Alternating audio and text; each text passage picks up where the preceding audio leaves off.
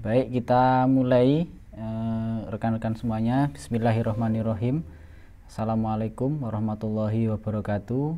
Selamat siang. Salam sejahtera untuk kita semua ya. Pada pertemuan kali ini kita akan membahas tentang faktor tanah sebagai salah satu faktor yang berpengaruh penting terhadap produktivitas tanaman, terhadap produksi tanaman ya, terhadap proses budidaya tanaman ya. Sehingga dalam kita mempelajari agroteknologi, tentu saja kita tidak bisa terpisah dari satu faktor ini ya, yaitu faktor tanah ataupun faktor edafik ya. Nah, di faktor tanah ini saya akan mengambil topik ya tentang cakupan materinya ya, tentang definisi, kemudian klasifikasi sifat-sifat tanah ya, faktor-faktor yang mempengaruhi kesuburan serta produktivitas tanah. Jadi itu yang akan menjadi cakupan bahasan dalam pembahasan tentang faktor tanah ataupun faktor edafik ya. Kalau kita lihat dari sisi definisi ya, tanah adalah komponen media alami yang memperoleh morfologi dan sifat-sifatnya setelah mengalami evolusi yang panjang dan lambat dan telah mencapai titik keseimbangan dengan kondisi lingkungan. Mari kita bedah pengertian dari tanah ini ya, definisi dari tanah ini, titik-titik pentingnya itu di mana begitu ya. Yang pertama, tanah itu komponen media alami. Jadi yang disebut tanah itu adalah memang satu komponen alam gitu ya, bukan buatan manusia. Jadi itulah yang disebut sebagai tanah. Fungsi sifat pertama atau karakter pertamanya, dia merupakan media alami. Kemudian yang kedua adalah media alam ini sudah mengalami evolusi yang panjang dan lambat. Jadi kita mengambil kata evolusi ya, bukan revolusi. Kalau revolusi itu perubahan yang cepat, kalau evolusi itu perubahan yang lambat ya, yang lambat, bertahap ya, memerlukan waktu yang panjang. Jadi pembentukan tanah dari bahan awalnya itu membutuhkan waktu yang sangat panjang. Jadi ada beberapa penelitian mengatakan bahkan untuk membuat 1 cm tanah, ketebalan 1 cm itu dapat membutuhkan waktu ratusan tahun. Itu ya. Jadi dia waktunya sangat lambat. Dari pengertian ini kita bisa mengambil satu pengertian bahwa tanah ini ketika dia hilang atau ketika dia rusak, untuk membentuknya lagi itu membutuhkan waktu yang sangat lama. Oleh sebab itu dalam pemanfaatan tanah kita mengenal namanya konsep konservasi ya. Konservasi itu pengawetan. Jadi karena pembentukannya lama, membutuhkan waktu yang panjang, maka yang sudah jadi ini, yang sudah bisa kita manfaatkan untuk pertanian ini harus kita jaga, harus kita rawat, harus kita pastikan bahwa dapat berfungsi sepanjang waktu ya, sepanjang masa gitu ya. Jangan sampai akibat kesalahan kita dalam mengelola tanah menyebabkan tanah ini rusak atau menyebabkan tanah ini hilang ya, karena erosi ya, karena hal-hal yang lain menyebabkan tanah ini hilang dalam pengertian fisiknya, itu hilang, terbawa oleh air ataupun terbawa oleh angin ya, ataupun dia tidak hilang tapi rusak. Ketika dia rusak maka daya dukungnya untuk pertanian itu menjadi hilang. Nah, ini jadi satu persoalan yang perlu kita hindari, yang perlu kita hindari untuk terjadi begitu ya. Kemudian yang ketiga, poin ketiga yang penting dari pengertian tanah ini adalah bahwa komponen alami tadi itu sudah mencapai titik keseimbangan dengan kondisi lingkungan. Nah, ketika sudah mencapai titik keseimbangan inilah baru kita bisa memanfaatkan tanah ini dan daya dukungnya sudah optimal ya.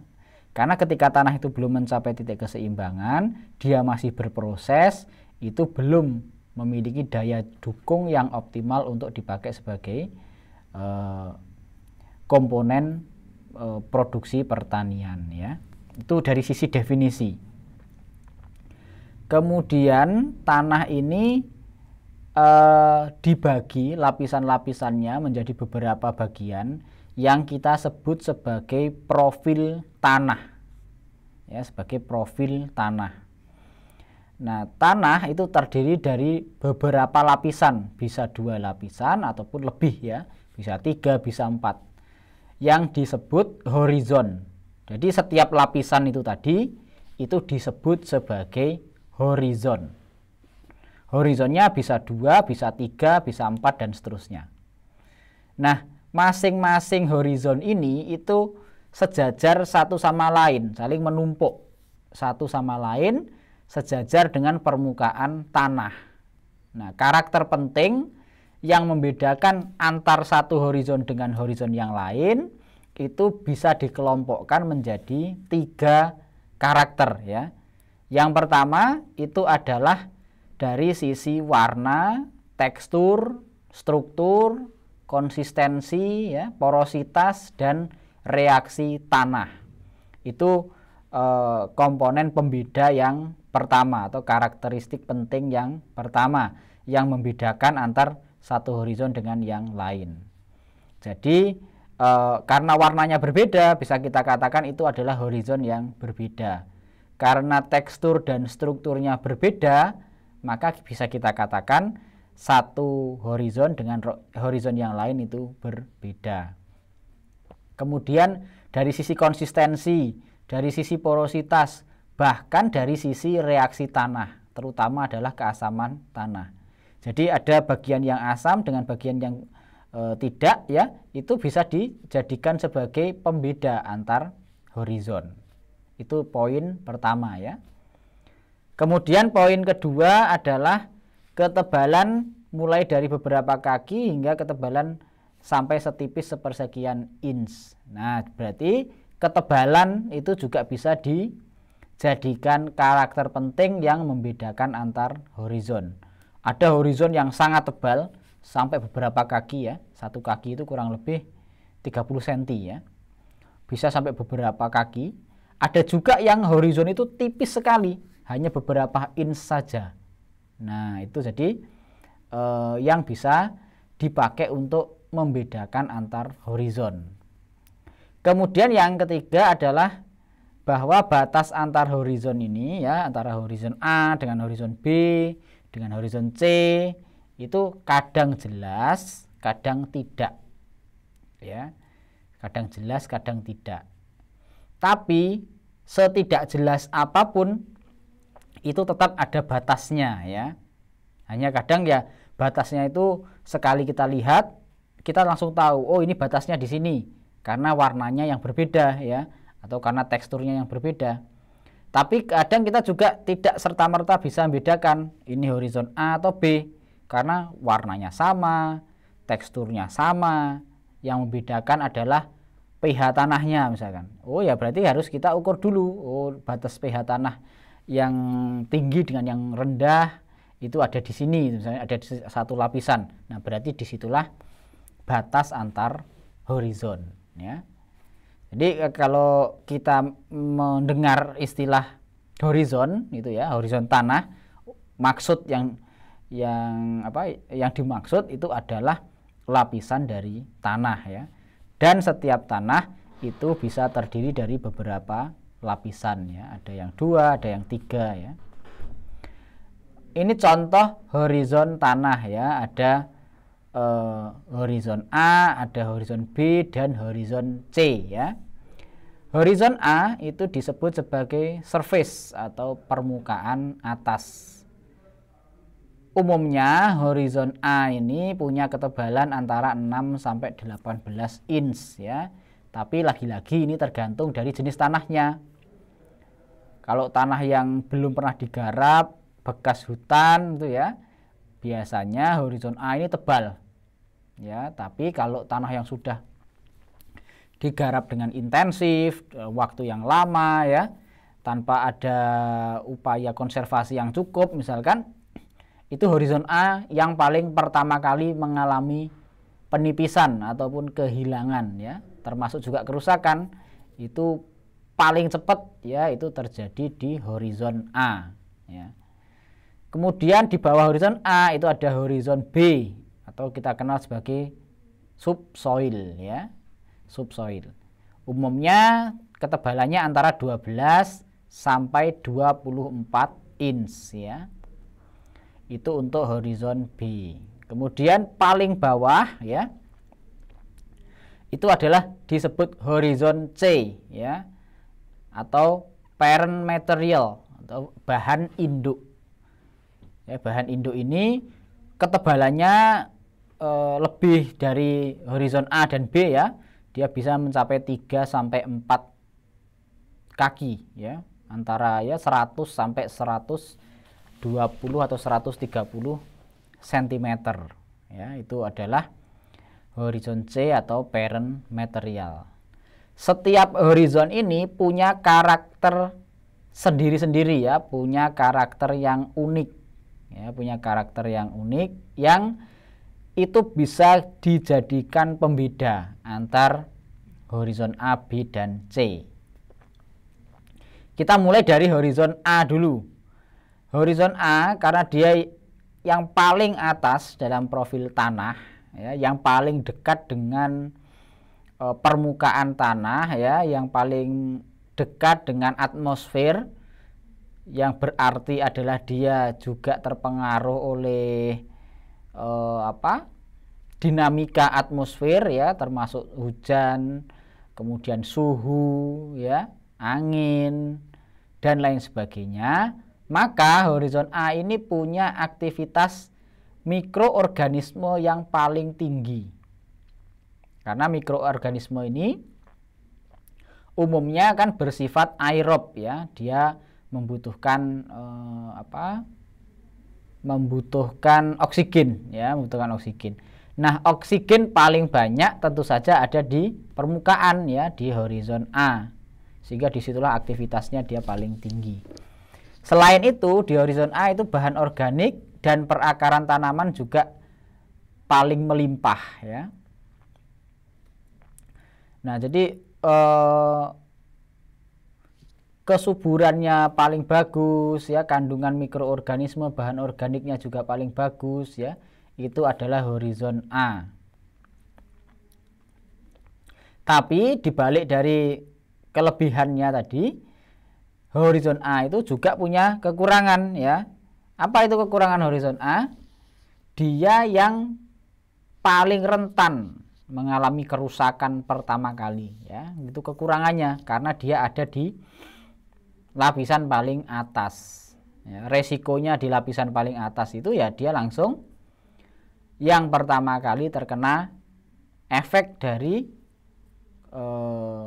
dari berbagai macam faktor ya, yang bisa menyebabkan kerusakan. Misalkan pertama kali terkena tetesan air hujan, pertama kali terkena intensitas sinar matahari tinggi, kemudian pertama kali perakaran gulma itu berkembang, itu semuanya ada di horizon A ya. Pertama kali terkena pupuk itu juga horizon A ya. Nggak mungkin kita pupuk tiba-tiba yang pertama kali kena horizon B gitu ya, kecuali metode pemupukan kita pakai penggalian gitu ya, pakai tugal bisa saja ya, tapi tentu hal itu tidak banyak tidak banyak yang sampai pada horizon B. Pada umumnya tetap ada di horizon A ya. Nah, kalau horizon B itu ada di bagian bawah dari horizon A ya. Jadi ciri-cirinya horizon B atau yang sering disebut juga sebagai subsoil ini, ya, ciri-cirinya adalah dia itu punya sifat antara, ya, antara horizon A dengan horizon C. Ya, jadi dia itu ada mirip-miripnya dengan horizon A, tapi nanti juga ada mirip-miripnya dengan horizon C, ya. Misalkan warnanya dia lebih gelap dibandingkan horizon C, tapi lebih terang kalau dibandingkan horizon A. Jadi dia ada di antara, ya. Kemudian kandungan kerikil atau pasir ataupun apa ya, kehalusan dari partikel tanahnya, ya, dia lebih halus dibandingkan horizon C, tapi lebih kasar dibandingkan horizon A, ya. Jadi seperti itu. Dia punya sifat antara, ya. Nah, aktivitas organisme di horizon B ini itu tidak sebanyak horizon A, tapi masih tetap lebih banyak dibandingkan horizon C, ya. Karena di horizon B ini jumlah oksigen yang sampai ke horizon B ini relatif lebih sedikit, ya, dibandingkan yang sampai pada horizon A. Namun demikian, kandungan lempung pada horizon horizon B ini rata-rata jauh lebih banyak dibandingkan dua lapisan lainnya, baik itu lapisan surface atau horizon A maupun lapisan parent material, ya, horizon C. Itu, ya, itu salah satu ciri lain dari horizon B. Kemudian horizon C, ini horizon yang paling bawah, ya, dikenal sebagai parent material, merupakan lapisan yang menjadi sumber mineral tanah. Jadi suplai mineral tanah itu diperoleh dari pembongkaran ataupun pemecahan partikel tanah yang lebih kasar di horizon C, ya. Nah, bisa jadi juga sumber mineral tanah ini, ya. Karena merupakan sumber mineral tanah, ya, maka perannya juga sangat penting bagi tanaman, ya, bagi budidaya pertanian. Lapisan ini sering menjadi titik batas kemampuan perakaran untuk berkembang lebih lanjut, ya, karena dia didominasi oleh partikel yang lebih besar, maka kemampuan perakaran tanah untuk berkembang di parent material ini cukup rendah, ya.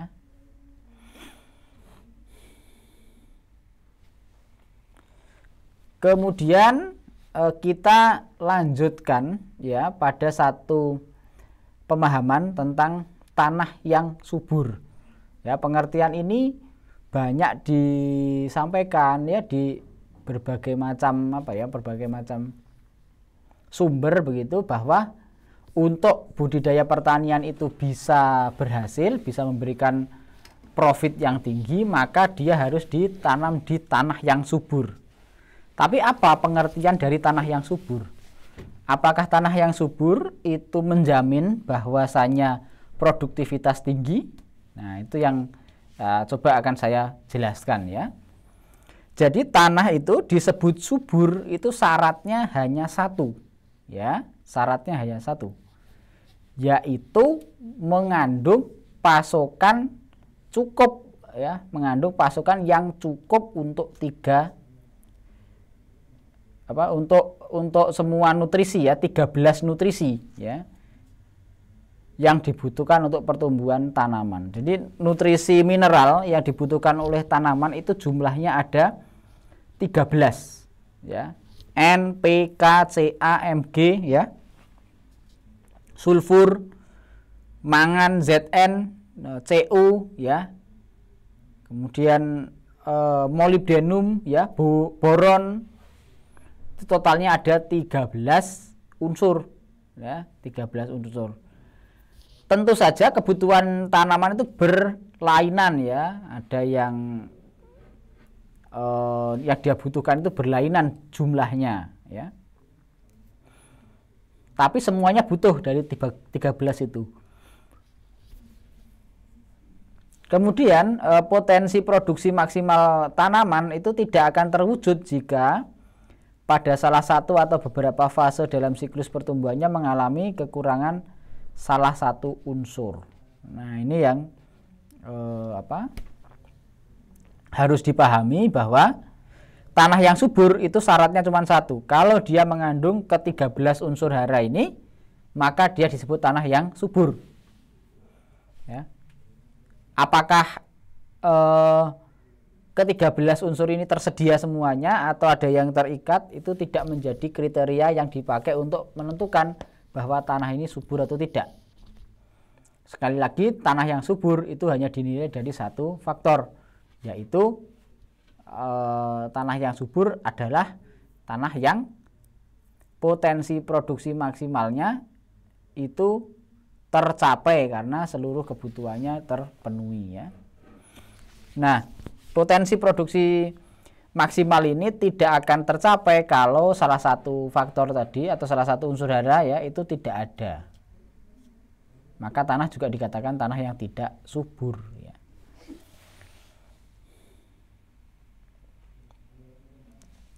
Nah, kemudian ada satu lagi pernyataan yang cukup menarik, ya, bahwa tanah yang subur itu belum tentu produktif, ya. Jadi kalau tanah subur, apakah tanaman selalu punya produksi tinggi? Ternyata tidak jawabannya, ya. Ternyata tidak. Kenapa tidak? Ya, nah ini yang kita bahas, ya. Karena pernyataan atau persyaratan lain dari tanah produktif itu adalah bahwa tanah harus dapat menyediakan kondisi optimal untuk pertumbuhan tanaman, ya.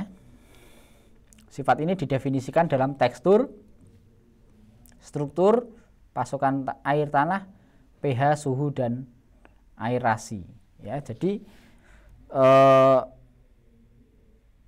kebutuhan untuk mendefinisikan tanah subur itu belum tanah yang belum produktif itu belum ada pada saat itu, ya.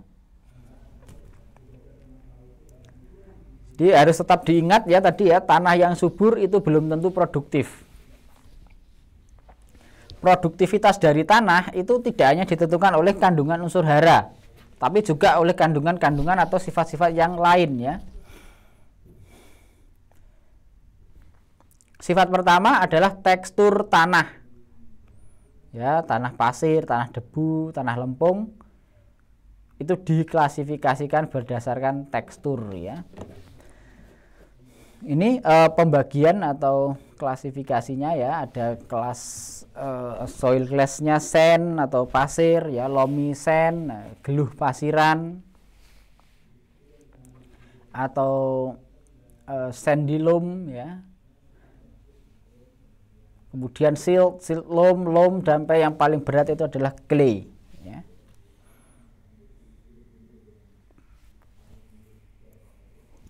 Nah, susunan partikel tanah dalam kelompok atau agregat itu sering disebut sebagai tekstur, disebut sebagai sebagai struktur tanaman, ya. Nah, jadi struktur tanaman itu apa? Basis pembagiannya adalah ini tadi, ya, mengetahui pentingnya pergerakan air dan mencegah hambatan pertumbuhan, ya, itu yang dilakukan, ya. Kemudian masih di bagian tanah yang produktif, ya. Kalau tadi hanya tanah yang subur, sekarang kita sudah beranjak ke tanah yang produktif. Nah, tanah yang subur tadi dikatakan bahwa itu hanya dilihat dari sisi dari sisi unsur haranya saja, ya. Tapi kalau tanah yang produktif ini perspektifnya lebih luas, ya. Sebagai contoh misalkan penggunaan humus dan lempung di aktivitas tanah, ya. Nah, humus dan lempung atau di pusat aktivitas tanah ini disebut sebagai pusat aktivitas tanah karena dari awal itu, ya, pusat humus dan lempung ini itu bisa menyediakan hampir seluruh ya, kalau tidak sebagian dari kebutuhan tanaman ya, bisa air, unsur hara maupun maupun oksigen ya, itu dibutuhkan dari lempung dan humus ya. Jadi tanaman yang punya humus lebih tebal itu bisa dikatakan berpotensi untuk mendukung ya produktivitas tanaman tinggi, sehingga produktivitas tanaman di situ juga lebih tinggi lagi ya, dari berbagai jenis tentu saja. Oke, ini contoh ya, humus. Humus itu punya muatan listrik ya. Muatan listrik itu digambarkan seperti pada bagian samping ya, dimana apa sih Pak ini kegunaan rumus ini ya. Jadi rumus ini dipakai untuk menentukan jenis pupuk yang dipakai sepanjang tahun ya. Ada kalsium dengan clay, potasium dengan organic matter dan sebagainya ya. Oke, nah ini sekarang kita masuk ke tanah produktif ya. Tadi saya katakan bahwa tanah subur itu tidak saja atau tidak tentu produktif ya, tidak serta-merta produktif. Nah, apa itu tanah produktif kalau seperti itu ya? Jadi tanah produktif itu dia adalah sehamparan tanah yang mampu meningkatkan produktivitas, profitabilitas dan keberlanjutan agrokompleks. Itu fungsi dari tanah produktif ya. Oke, kemudian apa itu produktivitas tanaman? Produktivitas tanaman adalah kapasitas produksi tanaman dari tanah yang diukur dengan biomasa. Jadi satu-satunya metode untuk mengukur produktivitas tanah adalah mengambil seluruh biomasanya ya. Biomasa itu bisa datanya juga ya, tidak serta-merta kita harus menebang atau mengukur biomasanya ya. Itu bisa digunakan estimasi. Nah, produktivitas itu adalah istilah yang sangat luas dan kesuburan hanyalah salah satu dari faktor ya. Panennya, tanahnya, air, hama penyakit,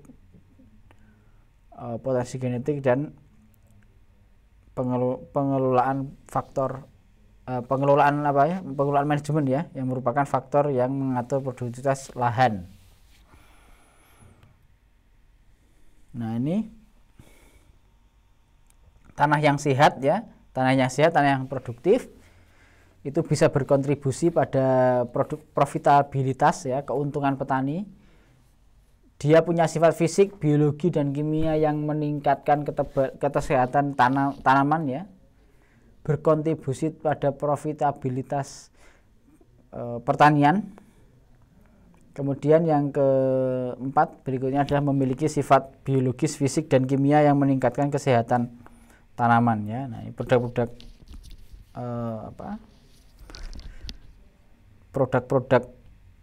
yang bisa memungkinkan tanaman menjadi sehat itu baik sekali untuk diimplementasikan ya. Nah, kembali lagi ke tanah yang subur tadi ya. Tadi saya katakan bahwa tanah yang subur itu tidak hanya mengandung unsur hara, tapi unsur haranya harus tersedia ya, harus tersedia. Percuma kita membuat satu platform ya, kemudian ada orang tidak bisa menggunakannya atau enggan untuk menggunakannya itu ya. Jadi unsur hara ini ya tidak hanya harus cukup, tapi harus dalam bentuk yang tersedia. Karena banyak unsur ya di tanah itu ada, keberadaannya itu ada, tapi tidak tersedia. Misalkan terikat ya, tervolatilisasi dan lain sebagainya. Nah, sampai di sini apakah ada ditanyakan ya, saya persilahkan.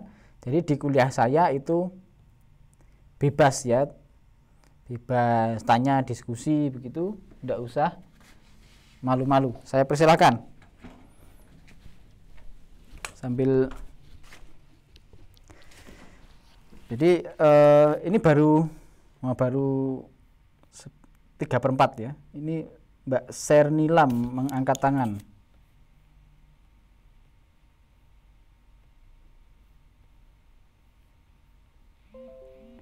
Apakah Mbak